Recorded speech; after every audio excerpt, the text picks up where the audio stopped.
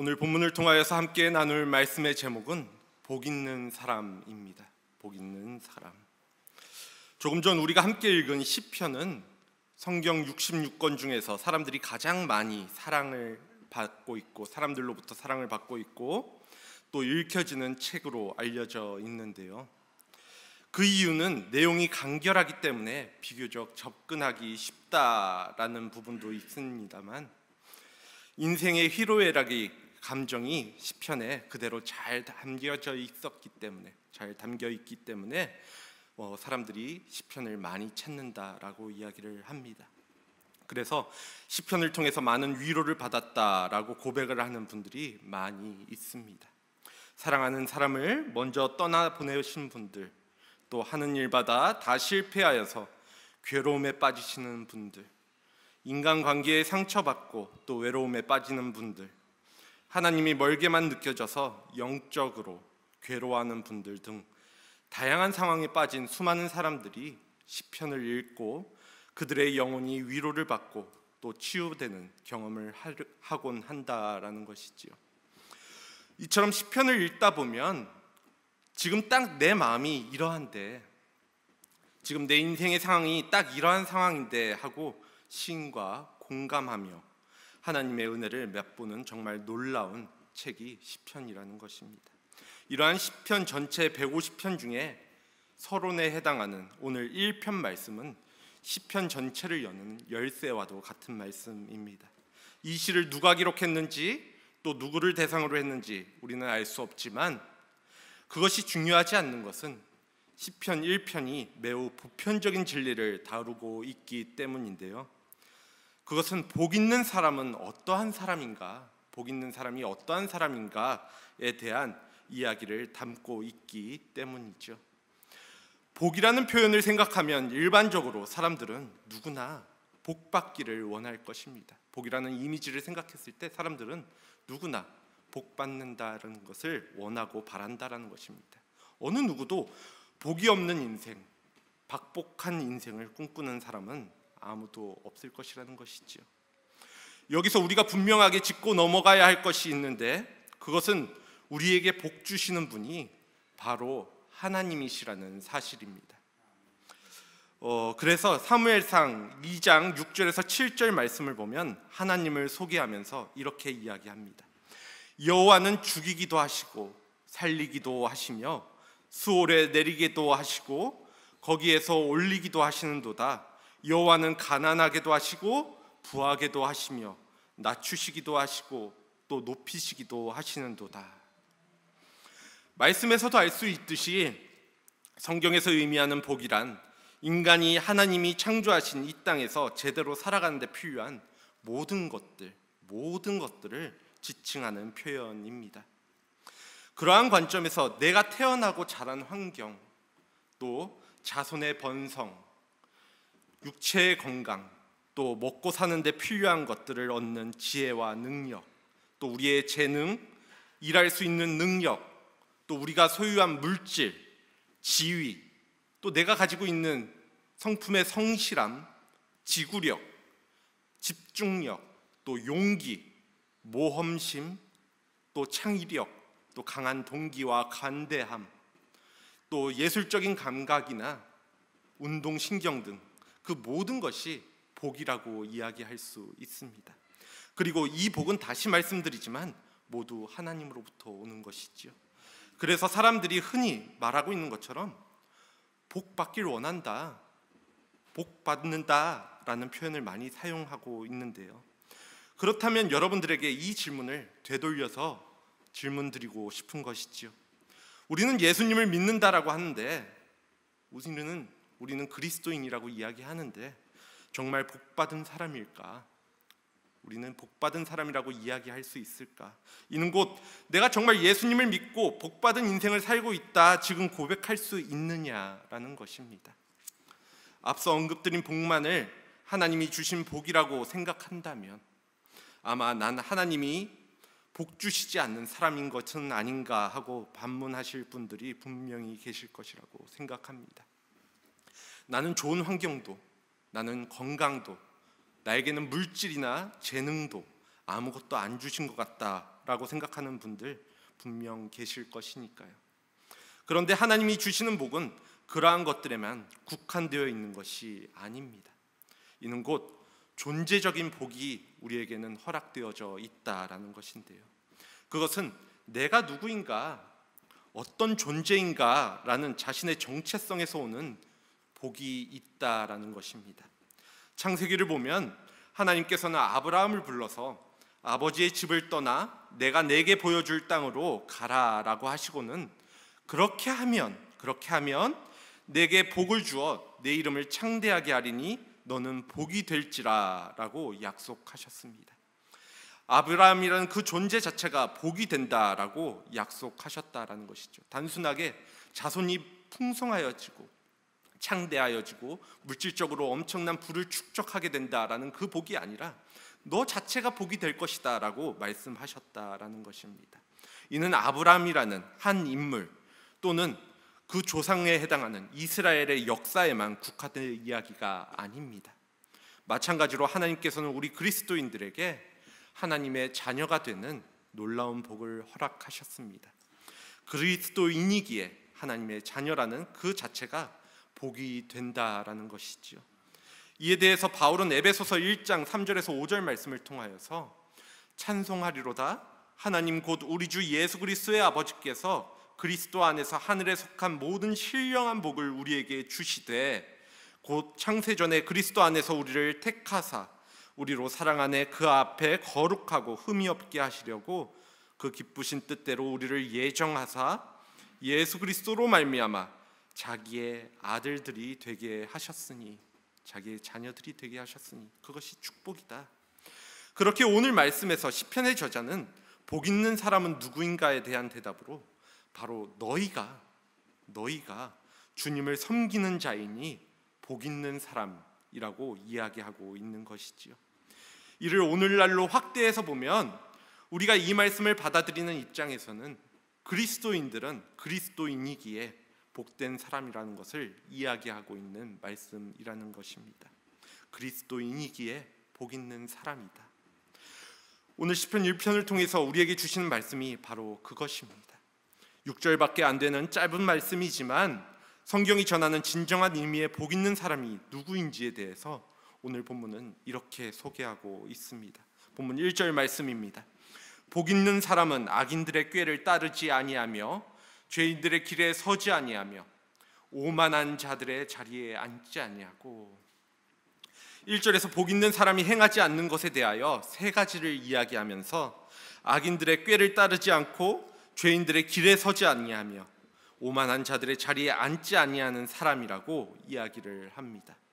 비슷한 말이 단어가 조금씩 바뀌어가며 세 번 말하고 있는데 무엇인가를 따르고 또 어딘가에 서며 어떤 자리에 앉는 모습을 오늘 말씀은 그리고 있지요. 이것은 사람이 악에 빠지는 과정을 보여주는 모습인데요. 먼저 악인의 꾀를 따르는 것은 악인의 충고를 따르는 것을 의미합니다. 이는 곧 세상이 하는 말을 듣고 그 가르침이 옳다라고 생각하는 것을 가리킵니다.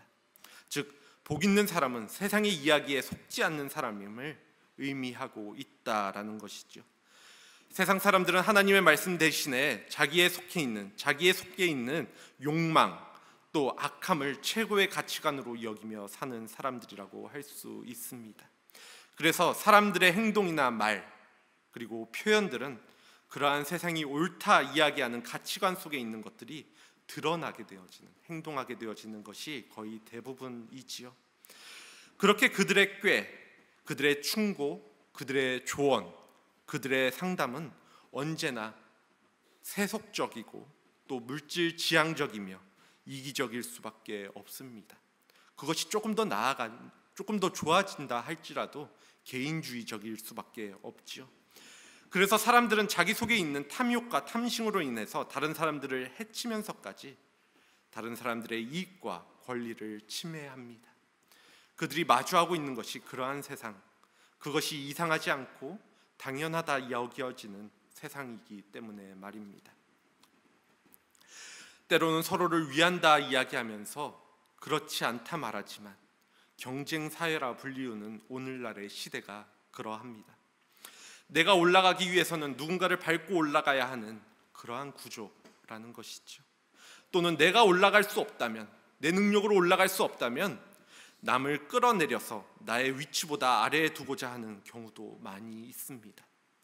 이렇게 내가 물질적으로 풍요하기 위해서, 또 내 위치가 높아지기 위해서 누군가는 가난해질 수밖에 없고 누군가는 낮아질 수밖에 없는 구조, 그러한 세상에서 살아가는 사람들은 그것이 당연하고 또 그것이 익숙하기 때문에 그것이 잘못인 줄도 모르고 살아갑니다. 그렇지만 성경은 그러한 삶이 옳지 않다라고 이야기하죠. 그것을 따르는 삶이 지혜가 아니라 그것은 꾀라고 이야기하고 있다라는 것입니다. 그렇게 하나님의 지혜가 아니라 그러한 세상 사람들의 꾀를 따르는 것은 성경이 말하는 복 있는 사람의 모습은 아니라는 것입니다. 또한 복 있는 사람은 죄인의 길에 서지 않는 사람을 의미합니다. 죄인의 길에 서지 않는다라는 것은 삶의 방식에 대한 이야기인데요. 죄인은 인생의 목적, 인생의 종착점을 바르지 않게 정한 사람을 의미하죠. 그리고 그러한 사람들이 걸어가는 길에 같이 서게 되는 것은 죄인들의 삶의 방식에 따라 행하는 것을 의미합니다. 앞에 악인의 꾀를 따르는 것이 우리의 생각에 대한 부분이라면 죄인의 길에 서지 않는 것은 행동에 대한 것인데요. 우선 종착점이 바르지 않는 사람은 그 인생 전체가 굽을 수밖에 없습니다. 어린 시절 우리가 운동장에서 금을 긋고 놀이를 할 때 금을 바르게 긋기 위해서는 멀리 움직이지 않는 지점을 목적지로 삼고 선을 그어야 바르고 또 끝까지 그을 수 있습니다. 하지만 만약에 금을 바르게 긋겠다고 마음을 먹고서는 목적지가 아니라 순간순간 땅을 바라보면서 긋고 있다라고 한다면 다 긋고 나서 뒤를 돌아보았을 때 그 금 전체가 삐뚤빼뚤 휘어져 있는 것을 발견하게 될 것입니다. 왜냐하면 땅이라는 것은 움직이는 목표점이기 때문입니다. 그러한 관점에서는 세상의 복을 받는 방식이 있다. 그러한 관점에서 세상은 복을 받는 그러한 방식이 있다라고 이야기를 하죠. 그것이 복이다라고 이야기하는 방식이 있다라는 것입니다. 그래서 예전에는 우리가 어떤 이야기를 많이 했냐면 복을 받으려면 공부 열심히 하여 좋은 대학에 가고 취직을 잘해야 한다라는 말을 많이들 하였습니다.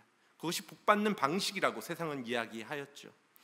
그런데 이제는 그것보다 한 발 더 나아가서 그렇게 사는 것뿐만 아니라 그거 하는 거 이제 또 부질없어, 그거 복 아니야 라고 이야기하면서 코인이나 복권과 같은 일확천금을 노리는 것이 복이라고 이야기하는 사람들도 있습니다.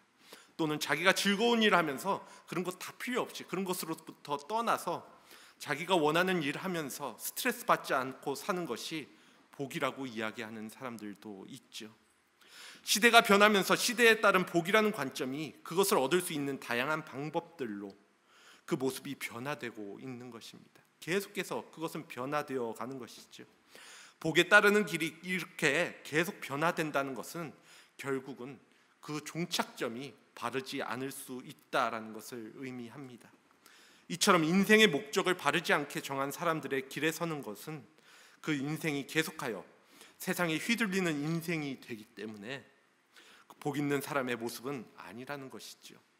하루하루 내게 무엇이 옳은 길인지 찾아 헤매고 또 그로 인해서 근심하고 흔들리는 인생을 복 있는 삶이라고 이야기하기는 어려울 것이기 때문에 말입니다. 또 복 있는 사람은 오만한 자의 자리에 앉지 않는 사람이라고 오늘 성경은 이야기를 합니다. 오만한 자는 삶의 자리에 자기가 주인으로 앉아 있는 사람을 의미하는데요. 요즘 말로 이야기하면 스스로를 일컬어서 내가 나의 삶의 주인이다 라고 외치는 사람들을 의미합니다.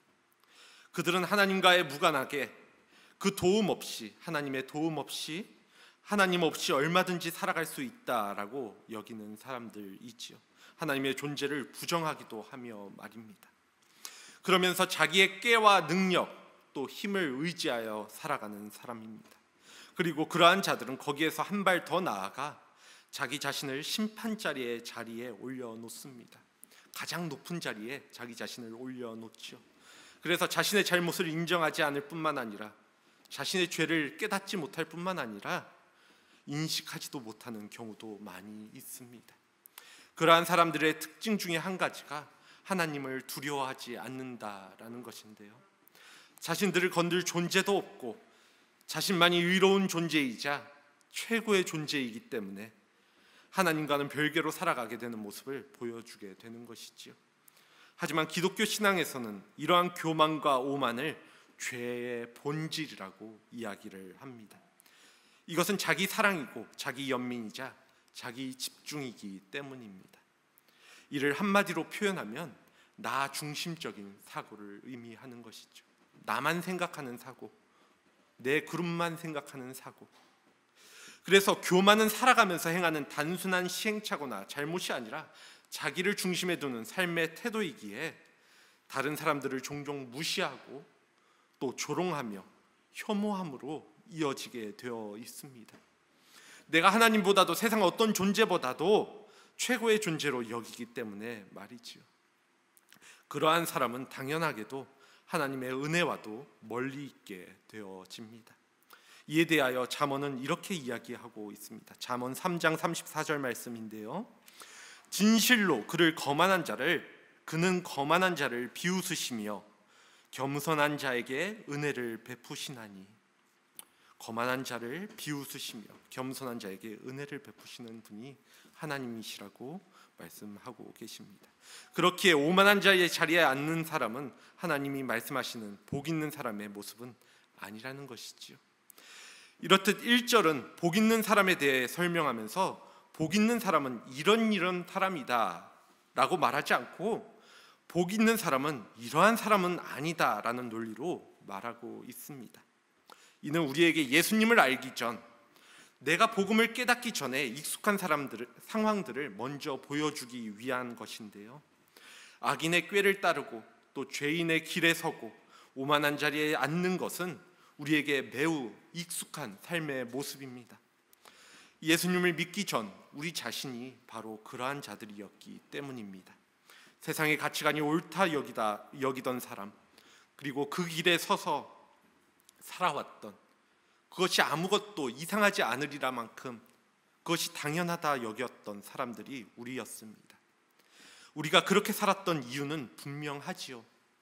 그것이 즐거울 것이라고 생각했고 또 그것이 옳은 것이라 생각했고 그것이 내 삶을 복되게 만들 것이라고 여겼기 때문입니다. 그런데 아이러니컬하게도 그러한 당연한 인식과 익숙함에서 벗어나는 것이 복 있는 사람의 삶이라고 성경은 말씀하고 있다라는 것입니다. 정말 복 있는 사람은 세상의 가치관을 거절하고 그와 전혀 다른 삶을 살아가는 사람임을 강조하고 있다라는 것이죠. 이처럼 그리스도인들은 세상 사람들과 다른 삶을 사는 존재들입니다.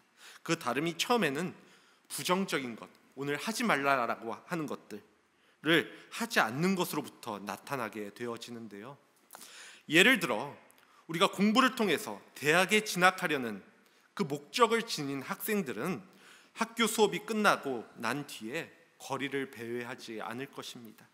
PC방과 같은 곳에 시간을 낭비하지도 않을 것이고 수업 시간에 엉뚱한 행동도 하지 않게 되겠지요. 하지만 그것이 전부는 아닙니다. 거리를 배회하지 않는 것, 또 PC방에 가지 않는 것, 또 엉뚱한 행동을 하지 않는 것은 그 목적지로 가는 그 방안이 아니라는 것입니다. 그런 것을 하지 않고서 하루 매일 잠을 12시간을 잔다라고 한다면, 그런 것을 아무것도 안 하고 그냥 집에 돌아와 가만히 앉아 있는다라고 한다면 아무런 의미가 없는 것이죠. 앞에 행동을 하지 않는 것은 결국 그 시간에 공부라는 것을 하기 위해서 앞에 행동을 하지 않는 것이 된다라는 것입니다. 마찬가지로 복 있는 사람들이 악인들의 꾀를 따르지 않고 죄인들의 길에 서지 않고 오만한 자리에 앉지 않는 것은 목적이 아닙니다. 그것으로 복되다, 복 있는 사람이라 이야기할 수 없다라는 것입니다. 오히려 앞서 이야기한 악인들의 꾀를 따르지 않고 죄인들의 길에 서지 않고 오만한 자의 자리에 앉지 않는 것은 바로 이어지는 뒤에 있는 말씀을 이야기하고 있는 뒤에 이야기하고 있는 2절의 긍정적인 것을 행하기 위함 때문인데요. 마치 앞서 학생이 공부를 하기 위해서 부정적인 것을 하지 않는 것과 동일한 모습입니다. 그렇게 2절은 앞 1절에서 이야기하는 내용이 아니라, 이야기하는 모습이 아니라 복 있는 사람이 행해야 하는 모습에 대해서 이렇게 이야기를 합니다. 본문 2절 말씀입니다. 오직 여호와의 율법을 즐거워하여 그의 율법을 주야로 묵상하는도다. 성경이 이야기하는 복 있는 사람은 오늘도 하나님의 율법을 즐거워하고 그 율법을 날마다 입술에 달고 마음에 새기고 그리고 그 율법의 길을 순종하며 걸어가는 사람임을 말씀하고 있습니다.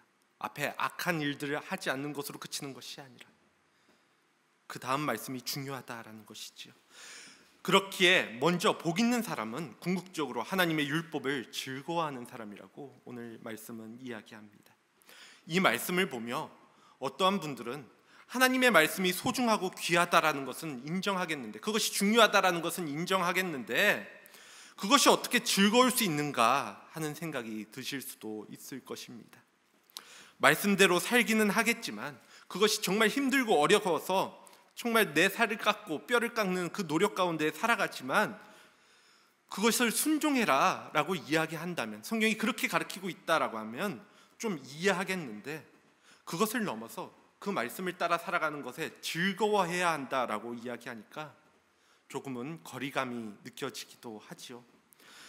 오늘 우리가 읽고 있는 시편, 그 말씀 중에서 19편 말씀을 보면 여기에는 한술 더 뜨는 이야기가 나옵니다. 시편 19편 10절 말씀인데요, 금 곧 많은 순금보다 더 사모할 것이며 꿀보와 송이꿀보다 더 달도다.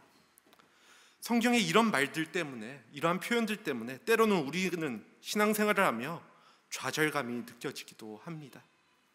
내가 싫어하는 사람의 악한 모습을 바라보면서, 또는 나를 악하게 대하는, 정말 나에게 피해를 끼치는 사람들의 모습을 바라보면서 원수를 사랑하라, 70번씩 7번이라 용서하라라는 말씀이 생각나고, 시험 준비가 잘 안 된 상태에서 앞사람의 답안지가 눈에 들어올 때 도적질하지 말라라는 말씀이 생각나면 그것을 정말 지키려고 애쓰지만 그것이 정말 괴로워지는 나를 발견하게 되는 것이죠. 그래서 우리가 본능을 거슬러 정말 어렵지만 꾸역꾸역 말씀에 순종할 수는 있지만 율법을 즐거워하고 사모한다라는 것은 위선이 아니냐 할지 모르겠습니다. 그것이 어떻게 즐거울 수 있는 단계까지 갈 수 있느냐 이야기할 수 있다라는 것입니다. 그런데 이것은 하나님을 바라보는 시각의 문제일 수 있습니다.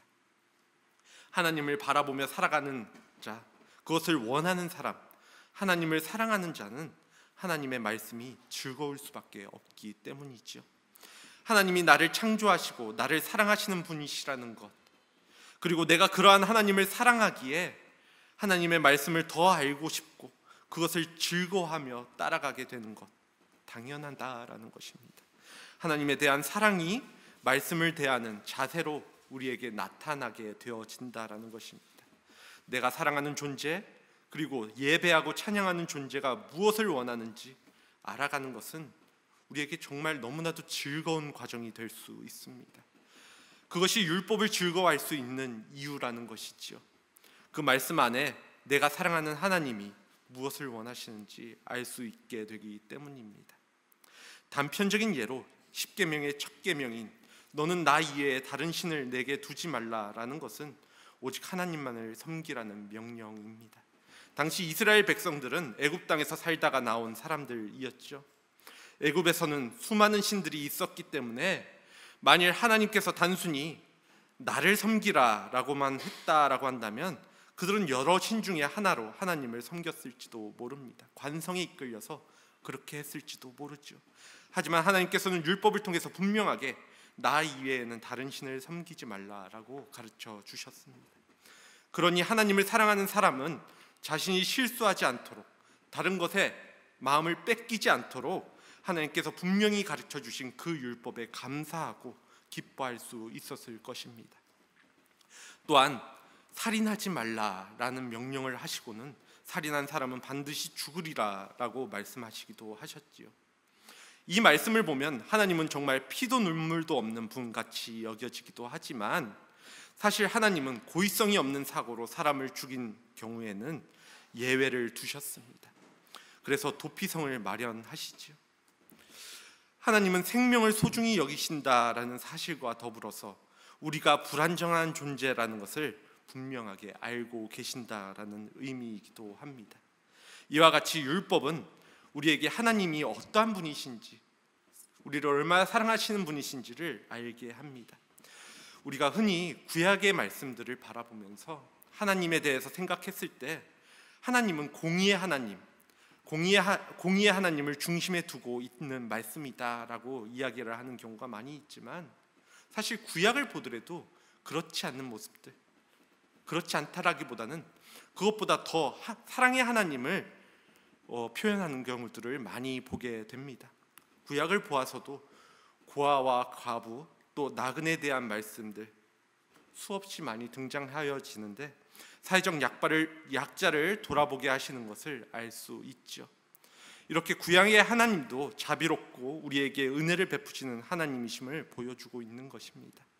그래서 하나님의 말씀은 하나님이 어떠한 분이시고 어떠한 일을 하시는지 또 우리에게 무엇을 원하시는지를 분명하게 알게 해주시는 것이죠. 그렇기에 하나님을 사랑하는 사람이라면 지극히 당연하게도 하나님의 말씀을 따르고 사랑하지 않을 수 없게 되는 것입니다. 그래서 복 있는 사람은 여호와의 율법을 즐거워하게 되는 것이지요. 이어서 복 있는 사람은 여호와의 율법을 주야로 묵상하는 사람이라고 성경은 이야기합니다. 오늘 말씀 속에서 하나님의 말씀에 대한 즐거움이 묵상으로 이어지고 있는 것을 보게 됩니다. 우리가 흔히 묵상과 명상에 대해서 이야기하지만 묵상과 명상은 비슷한 듯 보이지만 완전히 반대되는 개념인데요. 명상은 마음속에 있는 것을 비워내는 것이라고 한다면 묵상은 마음속을 무엇인가로 가득 채우는 것이기 때문입니다. 즉 묵상은 하나님의 말씀으로 나의 마음을 가득 채우는 것, 말씀을 생각하고 그것이 무슨 의미인지 계속해서 고민해가는 그 과정을 이야기합니다. 그것도 가끔씩 시간 날 때나 영적으로 힘들 때 그렇게 하는 것이 아니라 주야로 묵상하는 것입니다. 이것은 말 그대로, 문자 그대로 낮과 밤 24시간 내도록 집중하여 하나님의 말씀을 묵상하라는 것은 아닙니다. 그러면 우리의 일상이 무너질 수도 있겠지요. 그렇게 이 말씀은 내게 놓여진 상황들 속에서 그것들을 하나님의 말씀 가운데 바라보고 생각하는 것, 그것을 의미하고 있습니다. 그저 성경을 늘 들고 다니는 것이 아니라 마음과 생각이 온통 말씀으로 가득 차 있는 사람, 말씀을 언제나 되새기며 살아갈 수 있는 사람, 즉 언제나 하나님의 말씀을 가까이 하는 사람을 의미한다라는 것입니다. 이렇게 하나님을 사랑하는 사람은 하나님의 말씀이 즐겁고 그것을 늘 생각하며 그 안에 거하는 사람이지요. 이러한 묵상의 목적은 성경적인 지식을 머리에 채우는 것이 아닙니다. 그것이 아니라 그 말씀에 순종함에 그 말씀을 익히고 또 즐거워하는 데에 그 목적이 있다라는 것인데요. 시편 119편 33절 34절 말씀입니다. 여호와여 주의 율례들의 도를 내게 가르치소서. 내가 끝까지 지키리이다. 나로 하여금 깨닫게 하여 주소서. 내가 주의 법을 준행하며 전심으로 지키리이다. 내가 사랑하는 존재가 원하는 것이 무엇인지를 알았는데 그대로 행하지 않는다라고 한다면 그것은 사랑하지 않는 것과 같습니다. 마찬가지로 그 율법을 즐거워하며 묵상하면서 그에 따르는 순종이 없다라고 한다면 하나님을 사랑하지 않는 것과 같을 것입니다. 그렇게 하나님을 사랑하는 자는 그분이 어떠한 존재인지 알기에 그분의 말씀을 즐겁게 받아들이고 또 계속하여 그것을 묵상함으로 그 말씀에 따라 겸손히 살아가게 되는 자이지요. 물론 그 삶이 세상적으로 보면 또 현실에 놓여지는 우리의 입장에서 보면 결코 쉽지 않은 삶임은 분명합니다. 우리 자신도 완벽한 존재이지 않기 때문에 이와 같이 온전히 살아간다라는 것이 너무나도 힘이 드는 것이 사실이지요. 그래서 우리는 우리의 힘으로 일을 해결할 수 없음을 잘 알고 있습니다. 즉 내가 아닌 다른 존재의 힘이 필요하다라는 것입니다. 이에 대하여 하나님을 사랑하는 복 있는 사람의 모습에 대해서 오늘 성경은 시냇가에 심은 나무로 비유하여 이야기해주고 있는데요. 본문 3절 말씀입니다. 그는 시냇가에 심은 나무가 철을 따라 열매를 맺으며 그 잎사귀가 마르지 아니함 같으니 그가 하는 모든 일이 다 형통하리로다. 시냇가에 심은 나무는 늘 풍성한 물을 공급받습니다. 그래서 철을 따라 열매를 맺고 또 잎사귀가 마르지 않고 풍성하여지는 그 형통을 누리게 되어지지요. 이는 곧 겨우겨우 생명을 유지하는 나무가 아니라 생명을 풍성히 누리고 있는 나무임을 이야기하고 있는 것입니다.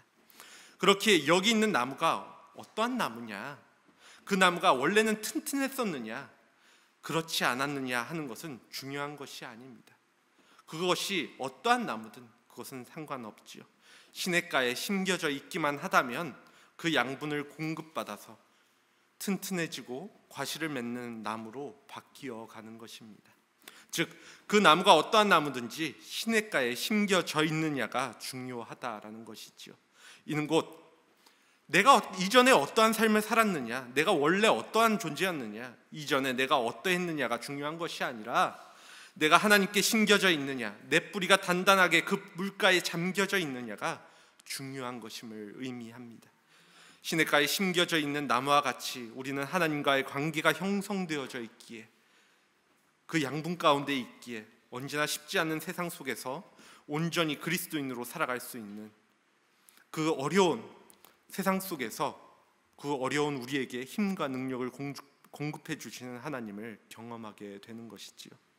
그래서 하나님의 말씀에 뿌리를 내리게 되어지고 또 그 양분을 얻어서 시험이 와도 또 어려움이 와도 철마다 열매를 맺으며 풍성히 자라나게 되는 것입니다. 여기서 시편 기자가 더욱 강조하고 싶은 것이 이어지는 그가 하는 모든 일이 다 형통하리로다라는 말에 있는데요.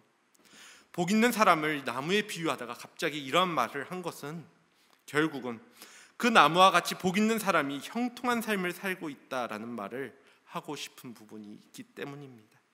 여기서 형통하다라는 것은 단순히 어려움 없이 살아간다라는 말이 아니라 처음에 의도한 것을 효과적으로 성취한다, 원하는 것을 이룬다라는 의미입니다.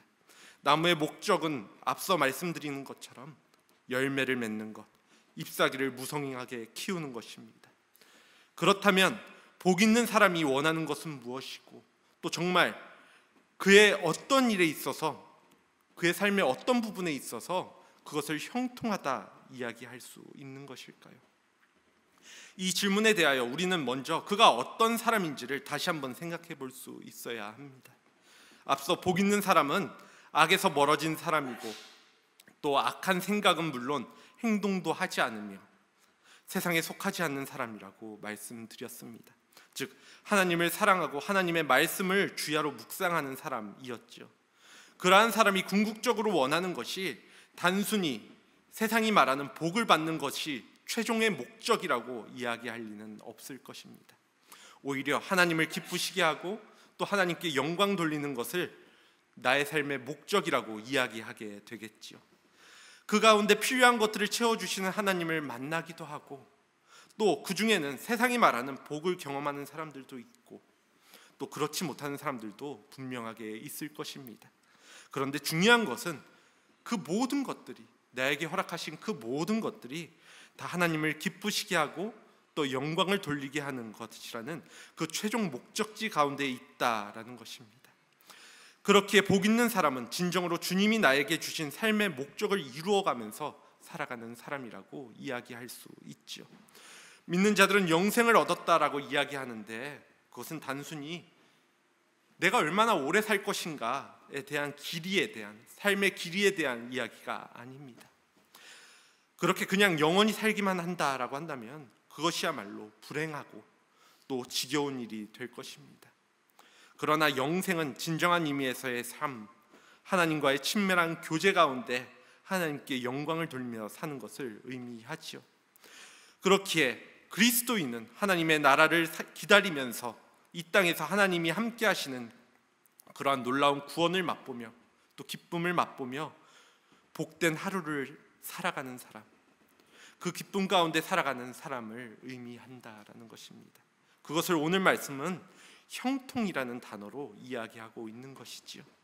반면 악인들은 그렇지 않는 삶을 살아간다라고 성경을 이야기합니다. 본문 4절 말씀인데요, 악인들은 그렇지 아니하며 오직 바람에 나는 겨와 같도다. 여기서 악인은 복 있는 사람의 반대 개념인데요, 복 있는 사람의 반대 개념을 우리는 복 없는 사람, 박복한 사람이라고 표현을 할 텐데, 그것을 성경은 악인이라고 이야기하고 있습니다.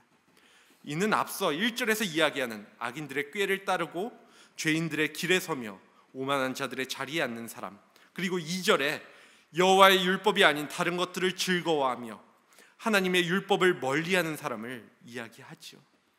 하나님께서는 이러한 사람을 복 없는 사람이라고 이야기하지 않으시고, 그렇게 부르지 않으시고 악한 사람이라고 부르신다라는 것입니다. 왜냐하면 하나님을 사랑하지 않고 하나님과의 관계가 멀어진 사람은 정말 어떤 분들은 듣기 불편할 수 있지만 악일 수밖에 없기 때문입니다. 이것이 성경이 이야기하고 있는 선과 악의 개념입니다.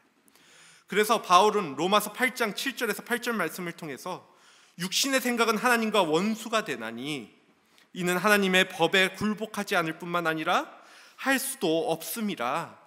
육신에 있는 자들은 하나님을 기쁘시게 할 수 없느니라 라고 말씀하고 있기도 합니다.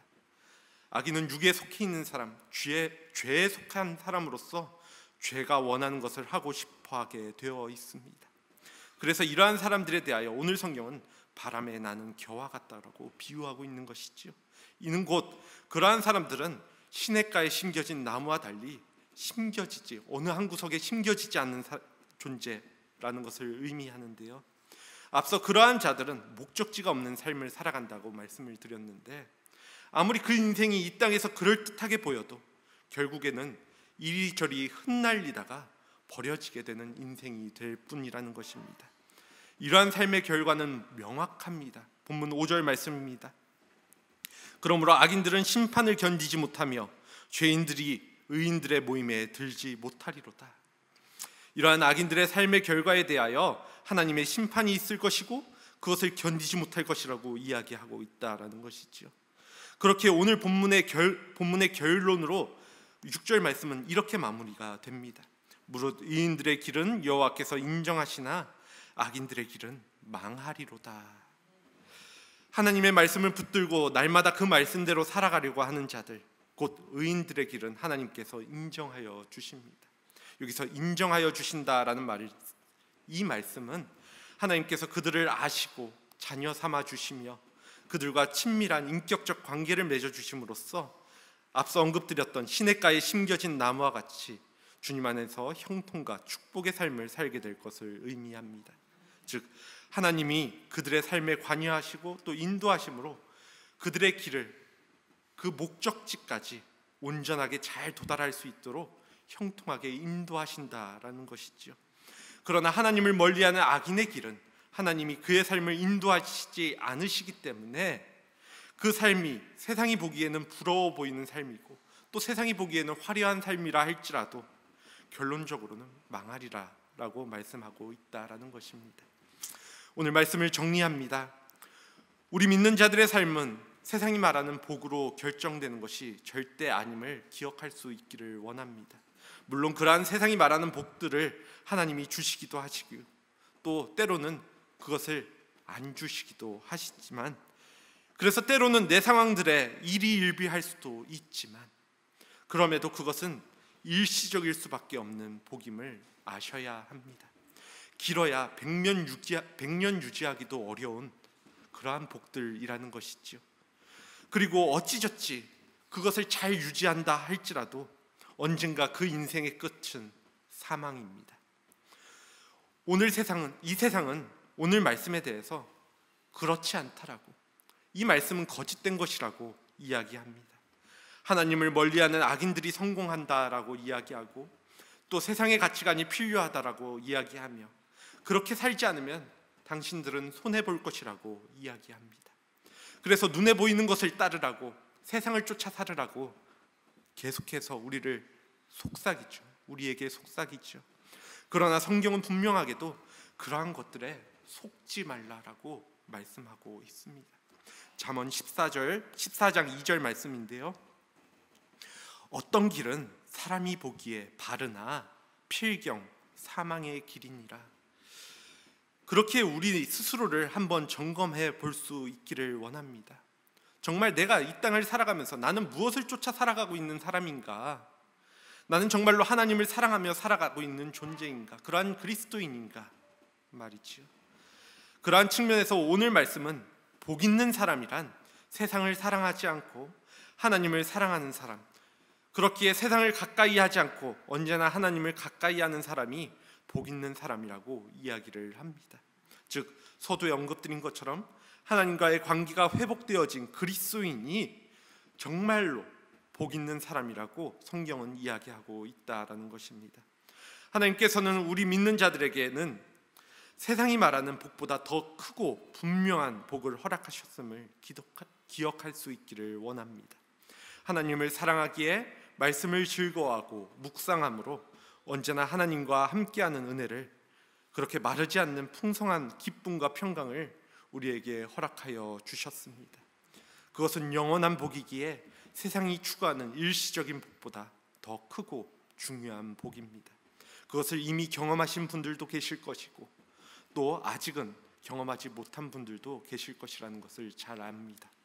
하지만 이 놀라운 축복을 경험해 본 분들이라면 다른 어떤 것으로도 비교할 수 없는, 그것이 얼마나 큰 축복인지를 고백할 수밖에 없을 것입니다. 그리고 그 복을 허락하신 하나님을 찬양하게 되겠지요. 특별히 오늘 성경은 그 복을 이미 너희가 받았다라는 측면에서 복받을 사람은 일해야 한다, 복받기 위해서는 여호와의 말씀을 즐거워하고 그의 율법을 주야로 묵상해야 한다라고 이야기하고 있는 것이 아니라, 복 있는 사람, 복을 이미 소유한 사람은 이러한 사람들이다라고 확증하며 이야기하고 있는 것을 보게 됩니다. 우리의 심령 속에 하나님이 주인 되어 살아가는 사람이라고 한다면, 그리고 그러한 하나님께 소망을 두고 있는 사람이라고 한다면, 그렇게 우리가 진정한 의미의 그리스도인이라고 한다면 우리는 이미 큰 복을 소유한 복 있는 사람임을 기억하시길 원합니다. 그리고 이미 그 복을 소유한 사람으로서 하나님과 영원히 함께하는 기쁨과 평강을, 그 놀라운 그 축복을, 그 심겨진 그 시냇가에서 주님께서 주시는 놀라운 그 은혜와 사랑을 풍성히 누릴 수 있는, 그렇게 살아갈 수 있는 우리 한사랑 교회 공동체 모두가 되어지기를 간절히 소원합니다. 이 시간 함께 기도하도록 하겠습니다.